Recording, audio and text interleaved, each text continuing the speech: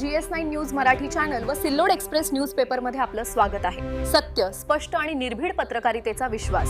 अजिंठा डोंगर रांगेतील कोळी, मल्हार कोळी, महादेव कोळी समाजाचे जात वैधतेच्या मागणीसाठी टाळे ठोको आंदोलन। बातमीदार DG हजारी।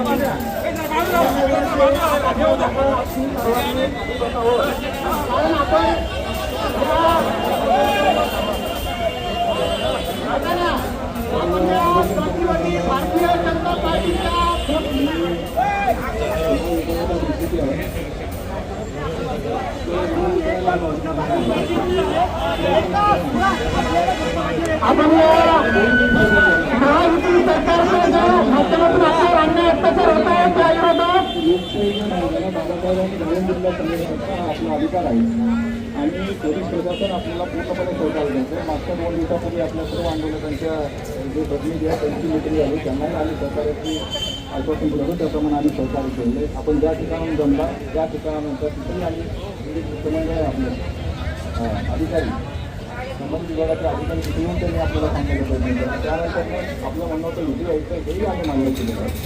आपलं सर्व म्हणणं आम्ही मान्य करतो। आपलं काहीतरी मागणं आहे, आपलं काहीतरी मित्र आहे, ते दुखणं आपण संबंधित अधिकाऱ्यांपर्यंत पोहोचण्याचं त्याला हे कंटिन्यू आम्हाला जाणवावं याची आम्हाला कल्पना आहे। परंतु आम्ही बरोबर मागून हे शांततेच्या मार्गाने व्हावं, संविधानाच्या मार्गाने व्हावं, लोकशाहीच्या मार्गाने व्हावं।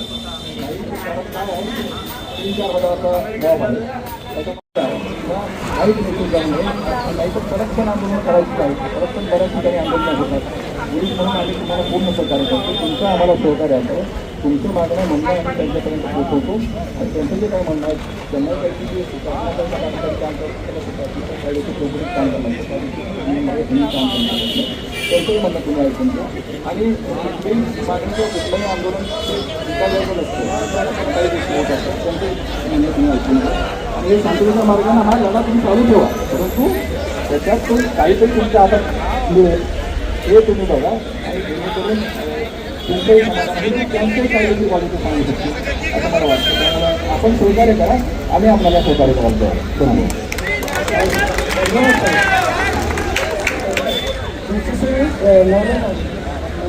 नवले साहेबांनी जे आपल्याला मार्गदर्शन केलं, शांततेच्या मार्गाने संविधानिक मार्गाने आपण आंदोलन केलेलं आहे।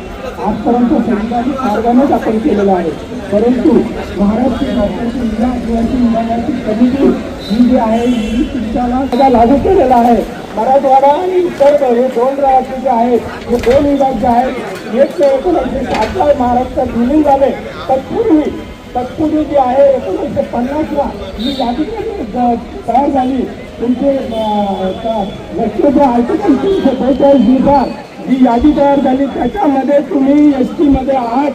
त्यानंतर त्यांनी राजकारण करून 1960ला ते अमेंडमेंट मध्ये बदल केलेला आहे आणि तो बदल आपल्याला खरं म्हणजे 371 प्रमाणे घटनेच्या संविधानाच्या 371 प्रमाणे ते राज्य पुनर्रचना याच्यामध्ये येतात।